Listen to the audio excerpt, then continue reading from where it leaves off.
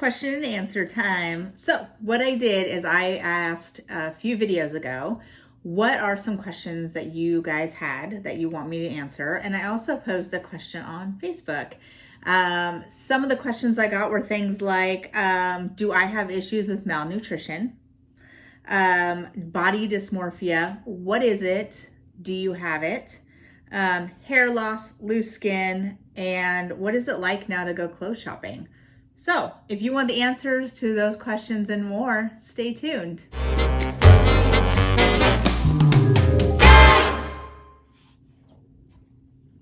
Hey you guys, thank you for coming back to my channel. I love to see you here. I don't actually physically see you here, but I do see how many people have watched my videos, and the love is absolutely amazing. I really hope that you're finding some value in these videos and that they're helping you with your journey, whatever that might be. I try to keep my videos upbeat. There are negative things in them, but there are negative things in your life, and sometimes the negativity you have to push through in order to persevere. But one thing I'd love for you to do, just take a quick second and click on that subscribe button. It really helps me out. It helps me to find out who is finding value in the videos. Please give this video a thumbs up, and don't forget to hit that bell button. The bell allows you to know when I update my YouTube channel and put more videos on. So as I progress through my bariatric journey, I'm going to start putting a few more lifestyle videos on there, some things in real life that I'm doing and going through. So I don't want you to miss out on those. And I think that there's a lot of value in these videos as far as people who are looking for ways to pursue their health, or even just mental strength. I do go on some soapboxes every once in a while. And I believe in you, and I believe in me, and I think that we can really do this together. So hit the subscribe button before you do anything else. Before you watch any more of this video, hit that subscribe button. My first goal is 1,000 subscribers. And I'm at about 150 as of when I am recording this video. So anyways, let's get to it. Questions and answers. So I asked a bunch of people, what kind of questions do you have for me? I've also observed in a lot of the Facebook groups that I'm in, the questions that people bring up the most often, the questions that they just seem to keep coming up. So I figure I'll put some answers in this video so that if you're considering this journey, or if you're on this journey yourself, maybe some of my answers will help you. I'd love to hear your comments about what things have worked for you, what has been really successful for you to help you along this journey, or things that I've showed you that will be helpful in helping you make the decision. And then I'd also love to know, what are some things that need improvement, or what are some things that you really didn't care for, that somebody suggested, or that you thought you needed to do, and it was something that turns out you really didn't need to do it. So love to see those in the comments. That would be awesome. I think it helps all of us. And because I'd really like to do a video of something like the 10 things I wish I would have known before having my surgery. So those comments will really help in what other people wish they would have known. And I can mix them with things that I wish I would have known too. There's just a lot to know. It's a life-changing surgery, so you should be prepared for that. So first question and answer. The first one is, if you choose to do vertical sleeve gastrectomy, or VSG, can you revise it in the future if it doesn't work? The short answer is yes, but I'm going to give you a long answer. And this is not medically backed. I am not a doctor. I am not a psychologist. I'm not a psychiatrist. So this is my experience. And when I first was looking into having bariatric surgery, I was bound and determined to have gastric bypass. Now remember, gastric bypass is the one where they They cut off your stomach, they leave like an egg-sized pouch, and then they reroute your intestines so that you're still getting those stomach juices to break down the food in your intestines, but your pouch is kind of skipping the stomach piece. So you still have restriction in how much you can eat, but you also have a thing called malnutrition, which means that for the rest of your life, you'll need to take vitamins and minerals because you just can't get enough in your food. Also, a lot of times people have to take liquid or gummies or chewables, something like that, for their vitamins and minerals, their supplements, because taking capsules, their body just, it doesn't digest it there. It digests it later, where it doesn't really absorb it as well. So I was bound and determined to have that one because with gastric bypass, there were a lot of side effects of people getting what is called dumping syndrome. Now I'll get back to that, but they have dumping syndrome on certain foods, and you don't know what that will be until you've actually had the surgery and you eat the food and then you dump. And so for some people it's sugar. For some people it's different kinds of meat. It might be pasta. It might be grains. It could be anything. It could be broccoli. But I was really hoping if I had gastric bypass that mine would be sugar, because I was a sugar addict. I would have vanilla or cream cheese frosting in my pantry, the little tubs, and I would go in there and take spoonfuls and eat it like peanut butter. It's gross, but it was so lovely and so delicious and so amazing, and I loved it so much. I was addicted to sugar. And so I was thinking, if I had gastric bypass and sugar caused me to dump, I wouldn't eat sugar because I'd feel terrible. Now, what is dumping? Dumping for everybody is different. It doesn't necessarily mean that you're going to go shit your pants out, right? Or have to sit on the toilet forever. A friend of mine, when she has dumping syndrome, her face gets white. She feels like she's going to faint. She gets cold sweats. She gets dizzy, and she feels nauseous. So that's what happens to her. So people experience dumping in a few different ways. And I know what you're thinking. Why would you want to intentionally have that? Because when I started this journey, I was a healthy fat, which meant that I have never, ever, ever had a medical need to lose weight. It was all, I guess, vanity, if you want to boil it down to that. I knew getting bigger would mean that I might have some comorbidities like diabetes, high blood pressure, high cholesterol, sleep apnea, those kinds of things. So I knew that in the back of my mind. But when I went in to have surgery, I had none of that. I had acid reflux. That was it. I didn't have anything else. And so I figured if I had gastric bypass, it would fix the fact that I had a food addiction. And then I was declined gastric bypass. My surgeon said he would only do it if I had diabetes, and turns out my insurance wouldn't cover it. So I had to do vertical sleeve, and I was bummed for about a day. I had a pity party. I threw a temper tantrum. There's a video about it. And then I got over it, and I had vertical sleeve gastrectomy. And vertical sleeve gastrectomy is the one where they cut about 3/4 of your stomach off and then physically remove it. And that's all they do. So when I say that's all they do, they don't redirect your intestines or anything. What they do is they take this really fancy knife / stapler, and they go up your stomach line like this, and they cut and they staple at the same time. And then the excess stomach that you have, they remove it through one of your little itty bitty incisions. So that's what I had.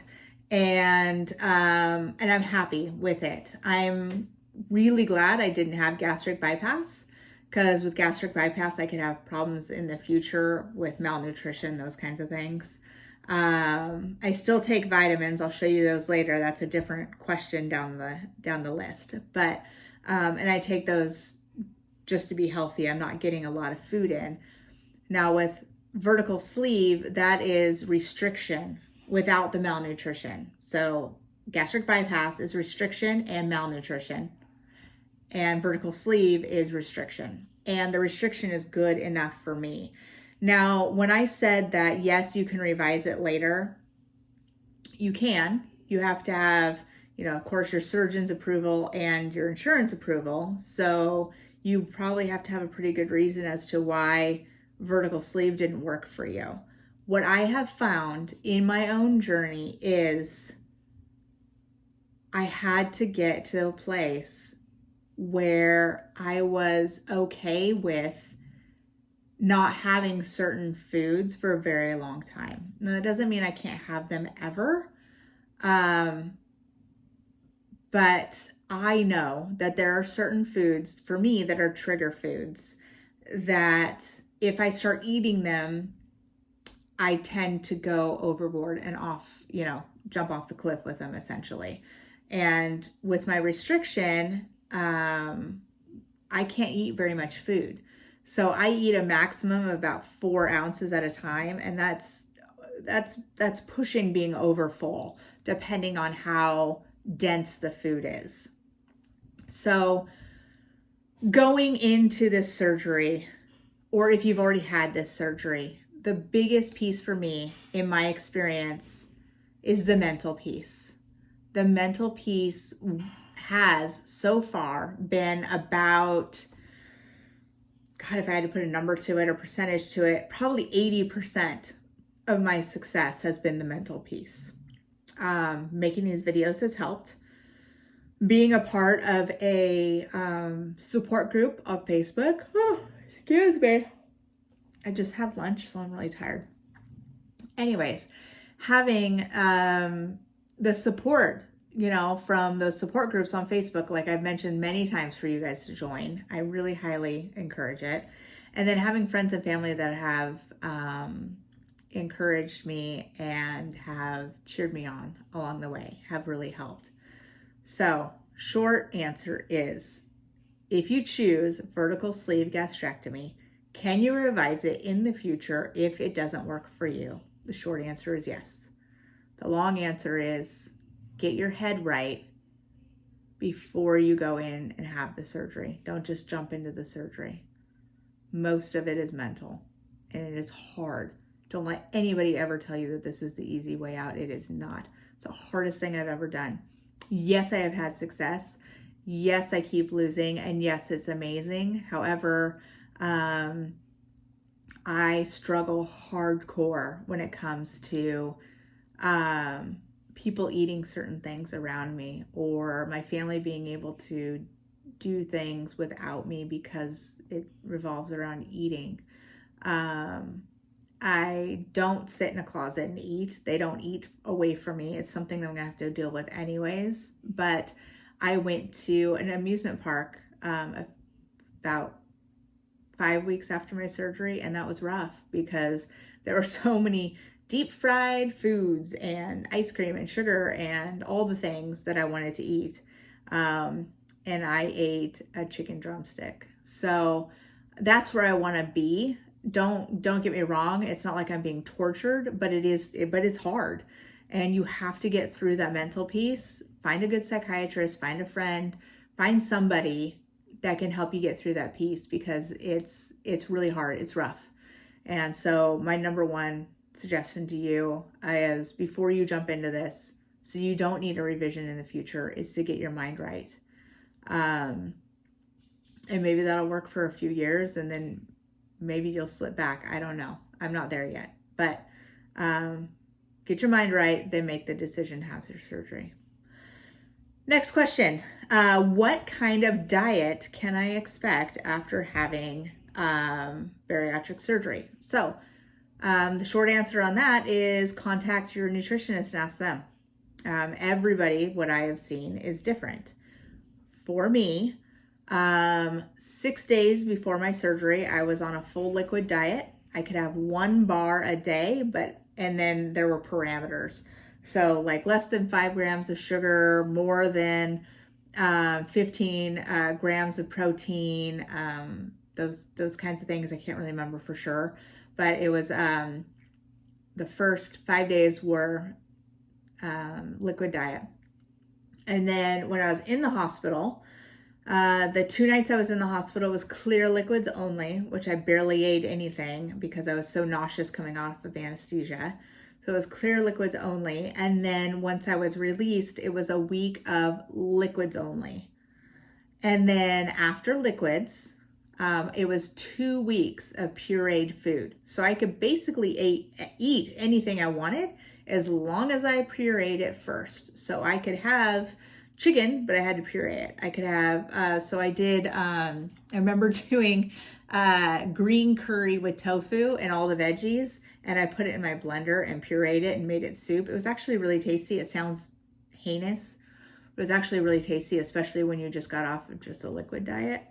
And this is all because you have some new staples in your stomach, right? The last thing you want is a chunk of food to catch on a staple and cause issues for you. That would be horrible. So follow the recommended diet that your nutritionist and your surgeon gives you.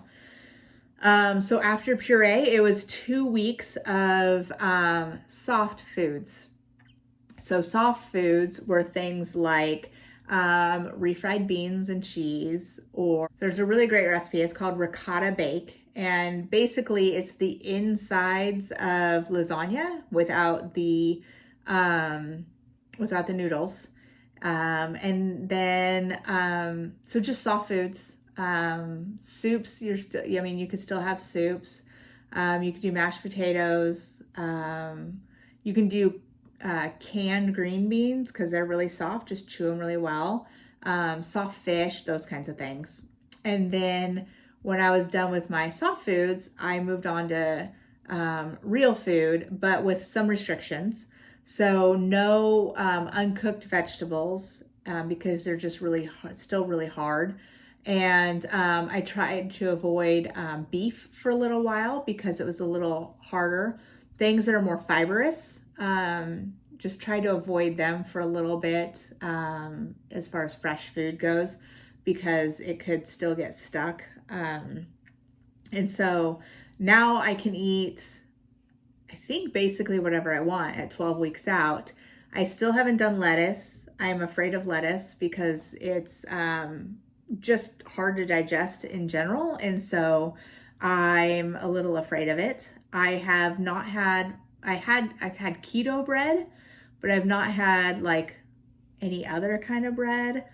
I had like 2 pieces of linguine the other day because it was just difficult to remove from the sauce.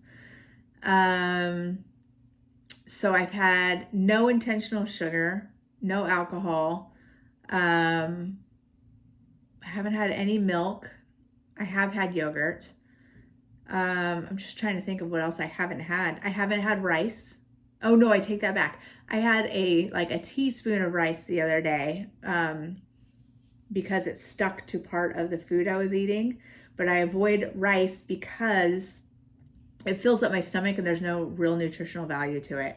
And I need to get my protein in. So whenever I make myself a plate, I eat the protein first and I eat everything else second. So that way, if I get full, I've had my protein, and then I won't finish like the veggies or the fruit or whatever that's on my plate. I've had little bits of fruit here and there. I haven't had apples, but I had some berries, those kinds of things. So it's really, first and foremost, following your nutritionist guidelines. My nutritionist gave me some guidelines of do's and don'ts for foods. And then the only thing I'm tracking right now is my protein. And she wants me to get 60 grams of protein in per day. I don't track carbs. I don't track calories. I don't track sugar. I only track protein. So I don't know for how long that'll be, but for right now, that's how it is. So I track my protein. Next question. Do I have issues with malnutrition? I have not had any issues with malnutrition. I don't get all my vitamins in every day. I try to. I do the best I can. I usually forget. So, even if I am doing my best, I'm forgetting. So how do you do your best when you forget? But I eat a variety of food. I do still have some protein shakes. I do at least one protein shake a day, and I just keep track. I do put everything in Berrytastic. Berrytastic is an app that you can use to put all of your food in. And my nutritionist only wants me to track protein, which is great, but putting my food in Berrytastic helps me know what nutrients I'm getting in every day. So that has helped. I have not had malnutrition or dehydration since my surgery, which is good. But it doesn't mean I won't. It just means I haven't so far. And I'm about 12 weeks out. The next one, my cravings now versus before surgery. So let me adjust the light a little bit. It's getting a little dark in here. All the smoke outside is making it so the sun can't come through. There's that a little bit better. I got half face going on here. I don't know. Here, we'll do that. That seems better. Okay, so anyways, as far as the cravings I have now versus before, now what the things that I crave are more savory. So I crave things with a lot of flavor. Thai food, Mexican food. I love fajitas. Those are the types of things that I'm craving. Whereas before, the things I would crave were mostly carb based. Sugar, pasta, bread, those kinds of things. And so I haven't had cravings for any of that yet. And I've had plenty of temptations. There's a national branded cookie place called Crumble Cookie. I don't know if you've heard of this. It's new to our area, but Crumble Cookie, apparently it's, according to my mom, because she had a bite of my daughter's Crumble Cookie, the best cookie she's ever had in her life. We walked in to get the cookie, and smelling the air, weirdly enough, was enough for me, which is strange. I didn't have to taste it. I didn't want to taste it. But I didn't have to taste it in order to get satisfied by the smell. So and then my daughter, she's so cute. She would open it and she'd have me smell it, and it smelled delicious. And actually didn't feel like a tease to me. It felt very, I don't know, freeing almost, I guess. But the smell was awesome. So moral of the story, get yourself a sugar cookie candle and you'll be fine. No, but seriously, I haven't had really any cravings since my surgery. Now, I've heard conflicting information on this, and I never asked my surgeon to really verify, is that when you have vertical sleeve gastrectomy or VSG, when they cut out your stomach, the hormones that cause you to have cravings go away. They come back eventually. I don't know at what point, but they do go away for a while. So I don't know how true that is, but I haven't had any cravings. So next question, body dysmorphia. So this is a big one for a lot of people. And a lot of people, when they have body dysmorphia, as they lose weight, what they see is the fat them. And so they could be at their goal weight. They could have lost 300 pounds. And when they look in the mirror, they see that person that is 300 pounds heavier than what they are. And the only time they see the difference is if they see themselves in a photo. So I'm actually kind of the opposite a little bit. So when I was at my heaviest, if I wasn't looking in a mirror and if I was wearing the right outfit, I didn't feel fat and heavy. It's when I saw myself in a photo, that's when it really hit me, especially photos that other people took. So I found that the body dysmorphia I had was the opposite direction. I always felt smaller than I looked. And so for the longest time, I didn't think I had really a problem. I knew what my weight was, and I knew it was a really high number, and that was scary to me, but I didn't I didn't see myself in a mirror, or when I looked down like this to look at my outfit or whatever, I didn't see myself as really big until I saw a photo of myself that somebody else took. And then I always said, oh my God, how I look huge. Anyway, so I kind of had the opposite problem.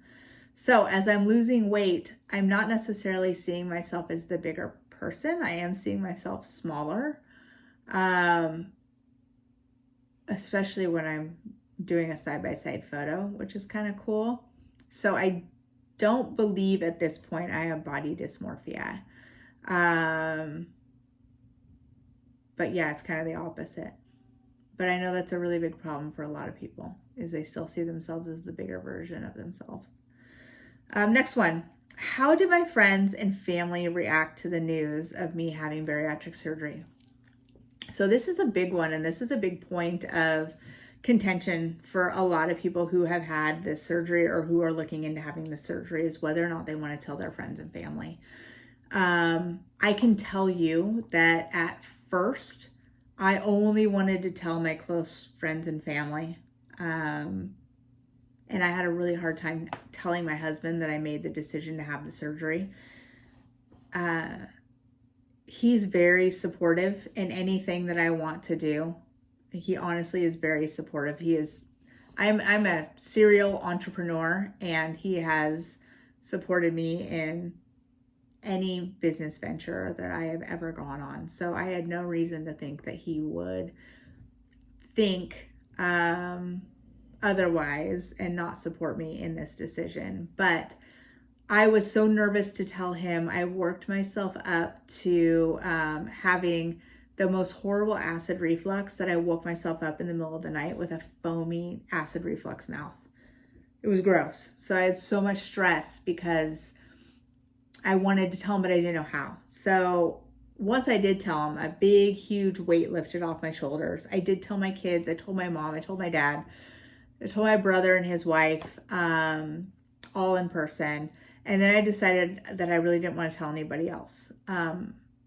I didn't want their opinion on something that I'd already chosen to do and something that I put a ton of research into, and they didn't.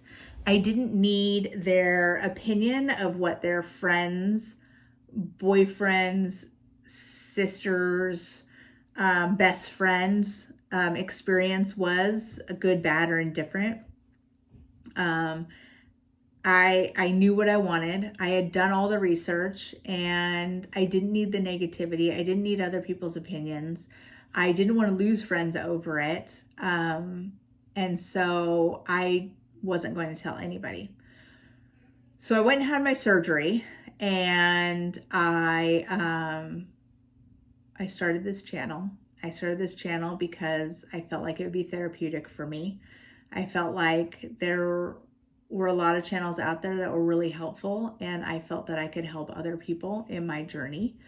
And I thought of it as a way of me writing a diary. And so I didn't feel like people in my life would, in general, go on Facebook, or excuse me, YouTube, and look up and say, bariatric surgery if they weren't thinking about having it. So I didn't think that I'd have any real danger of any of my friends who weren't thinking about having the surgery finding my channel. And then I decided to become a Beachbody coach again. So I was one a while ago, and I loved it so much that I wanted to become one again.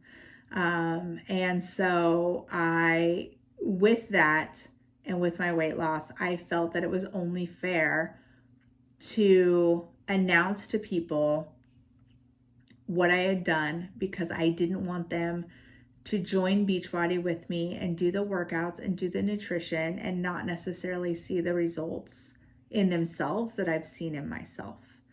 I have an additional tool in my toolbox that they don't have. And so because of that, I wanted them to know what additional tools I had in my toolbox. I only thought that was fair, especially if I was going to be coaching. I wanted to be transparent. So on my Beachbody Business Facebook page, I wrote a big, huge, long post about it. And I have had nothing but positive feedback from every single person that has read that. Friends, family, acquaintances. And so my friends and family all reacted positive to my decision to have vertical sleeve gastrectomy. I have not had a single person be negative yet, but I finally got to the point where I was over it and I didn't care. And I am old enough and I am a big girl, and I figure if they want to be negative towards me, I don't need that in my life. And that is definitely something that I can walk away from. And it was hard to make that decision, but I finally made that decision. Yes, there are people that I would hate to see go, but if you can't be a friend and support me, I don't think I need you in my life. So that was the decision I made. Next question. Hair loss. Oh my God, I am losing so much hair. This morning, it looked like a rat crawled out of my drain. It was terrible. Luckily, I have really thick, curly hair. Now it's starting to get thin. I've been losing hair for about 2 weeks now. Let me just show you. So every time I go through my hair and do that, there's hair that falls out. See? It's hard to focus on that, but there's some hair. Throw it in the garbage can over here.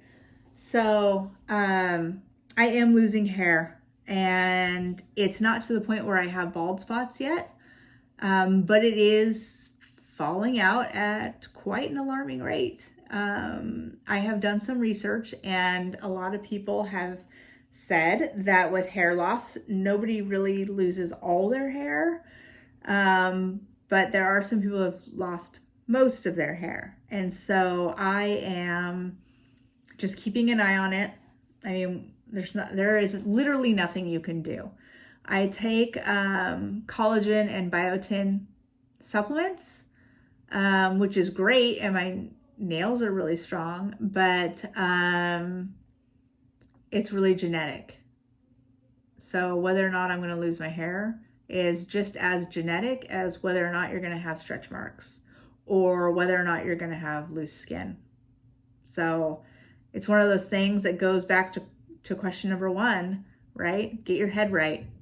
Get your head right and expect that these things are going to happen, and they will be easier to deal with when they happen. Now, I'm not saying it's going to be the easiest thing to deal with. It's going to be easier to deal with, not easy. Okay? Losing my hair is not awesome. I do not want to lose my hair. There's hair everywhere. Oh, this sweatshirt has hair all over it.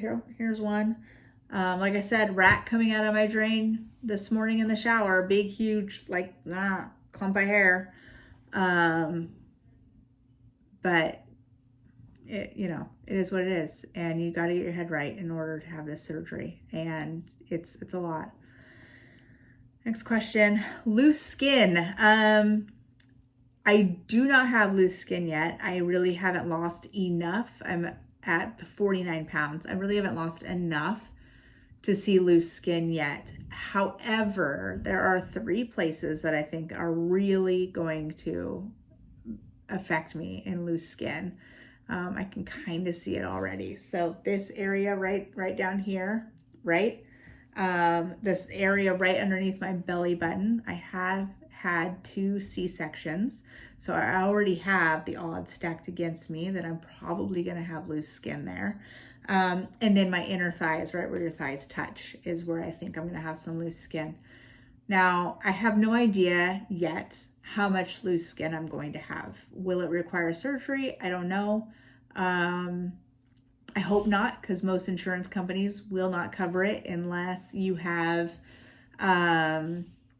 issues that are caused by the loose skin, like yeast infections or rubbing, those kinds of things. But and I don't think I started out big enough to have as much loose skin to qualify for the rubbing and the yeast infections and stuff like that. I think I'll have loose skin, but not to the extreme amount as I I might have had if I was 200 or 300 pounds bigger when I started. Now, I don't know how much loose skin I'm going to have. Hopefully it'll tighten up.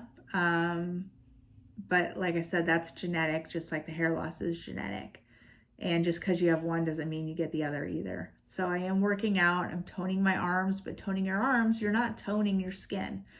And so I will know, so once I hit my goal, I will know about a year after I've maintained whether or not I will have loose skin. So that's a question that can really only be answered with time. So doing what I can now to help prevent it, to tone up, those kinds of things, but it is what it is. My boobs are starting to lose weight and go down. So I can definitely tell that a boob job might be in my future, which is unfortunate because that would suck and it's expensive. So do I go to Mexico for something like that? Maybe. Who knows? Okay, next question.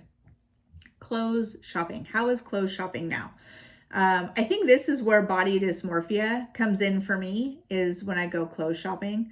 So I'll look at things on the rack and think, I'm not that small. Or sometimes I'll look at it and think, oh yeah, I could totally fit into that.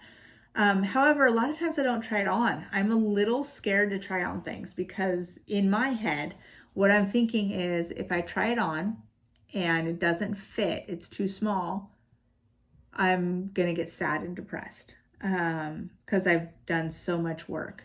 However, what I have to continuously remind myself is that I've lost, was it 3 sizes? Is it technically 3 sizes going 16, 14, 12?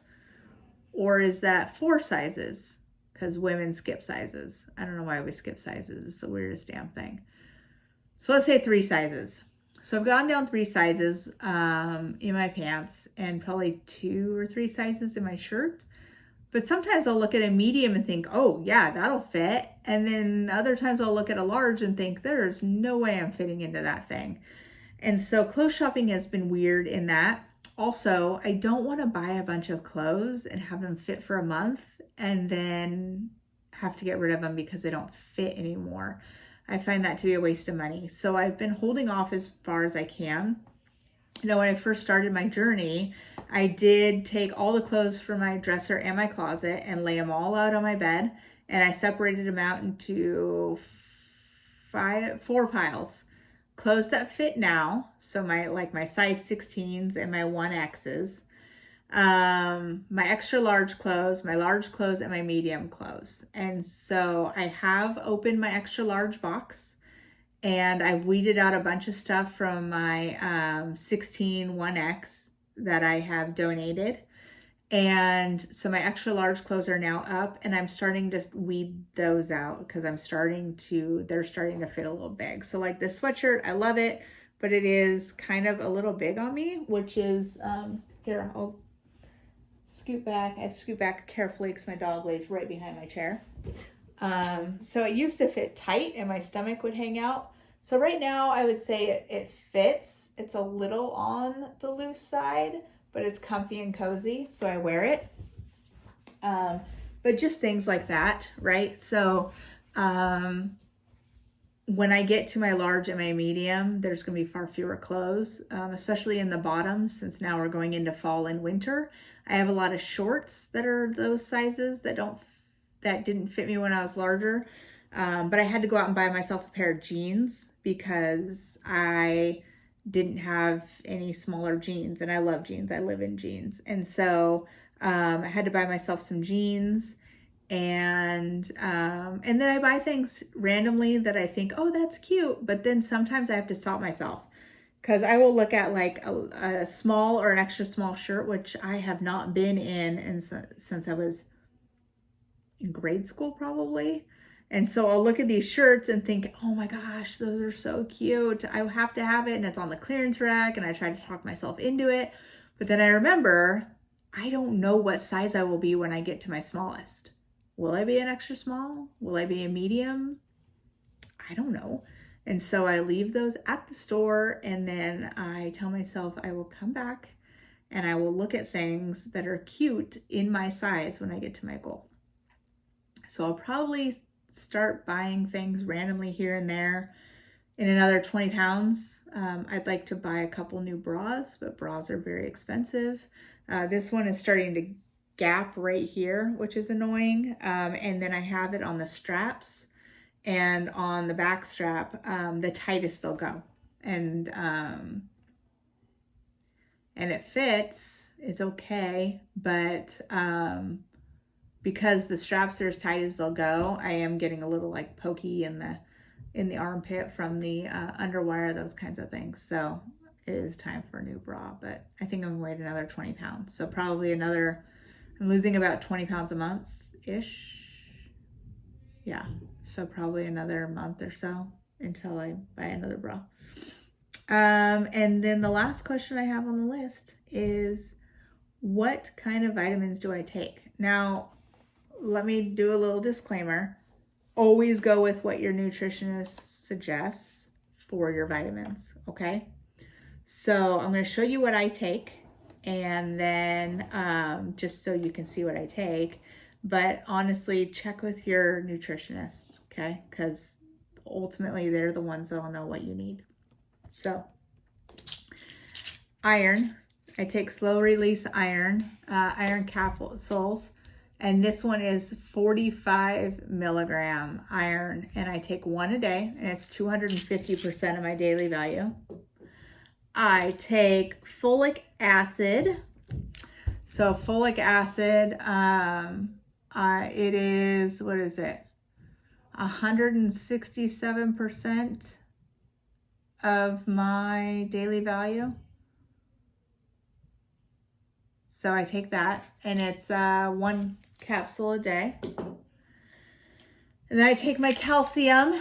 So I got my calcium in here, and it also has vitamin D3 in here, which is 50 micrograms, so 250% of my daily value.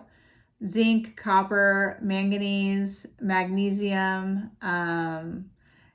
vitamin K12, and then the calcium is 800 milligrams, so 62%. And I take 4 of these a day, and these ones are big. These are the, I guess they're not huge, but 4 of these guys a day, so they're that big. See? Anyways, this is why it's so hard to take my vitamins, because there's so many of them that I have to take every day. And then B12. So B12 is a good one. It's a big one. It's one of the ones that was on the list. And this has 2,500 micrograms, which is 104,000 of my daily value. And it's 1 capsule a day. And then it does have some calcium in it. And then I have a multivitamin that I take. I take a women's multivitamin. And what I'm really excited about is once I'm done with this guy, I no longer have to take my multivitamin anymore because I do Shakeology through Beachbody, and the Shakeology has enough of the multivitamins that I can get rid of this guy and just do the Shakeology. So it'll be a shake and multivitamin in one, which is great. I'll still take all the other ones, but this is 2 capsules a day. So it's 2 capsules that I don't have to take every day because I'm taking the Shakeology. And this one has vitamin A, C, D, E, K, thiamine, riboflavin, niacin, vitamin B6, folate. You know what? This one has B12 also, and it's 2,000% of my daily value.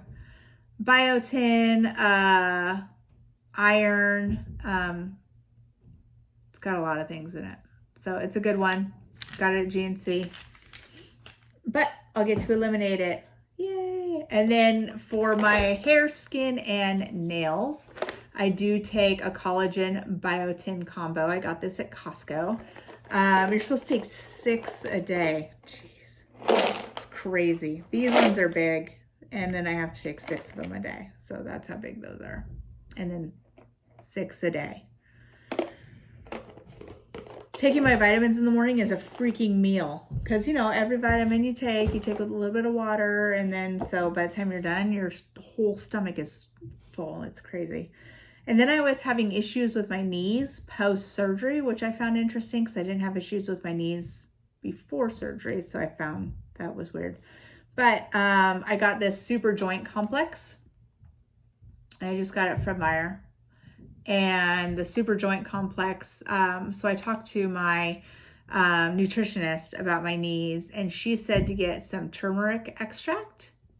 So I did, and it's in this super joint complex. And ever since I started taking the joint complex, my knees have been golden. They've been fine. And so it's 2 capsules a day, and I usually take that in the morning. So I do have an organizer for all my vitamins. So it looks like that. So AM and PM. And I split them up AM and PM because there are so many that I have to take of some of them. Like my biotin and my collagen, taking 6 of those in the morning would suck. You know, my women's multivitamin is 2, the calcium is 2. And so taking those at different times of the day. Actually, calcium is 4. So anyways, taking those 2 times a day really helps. But I also forget at night to take them, even though they're at my bathroom sink, right where I wash my face at night. So it's weird that I forget it, but I do. So anyways, those are some of the things, some of the questions that people have posed. If you have questions that you want answered, put them in the comments, and I'll get to them, and I'll do another video like this. And like I said at the beginning of the video, I really want to do 10 things I wish I would have known before having my surgery, something like that. So that's coming. And then, like I reminded you at the beginning of the video, if you are one of the 70% of people watching this video who haven't subscribed yet, it would be really awesome if you would subscribe. It really helps me. It helps me to know that I am bringing you value, and it also helps YouTube know that I am a channel that people are interested in. So subscribe to my channel, like this video, and then hit that bell button, because the bell will let you know when I post a video. All right. Thanks, guys. Stay awesome.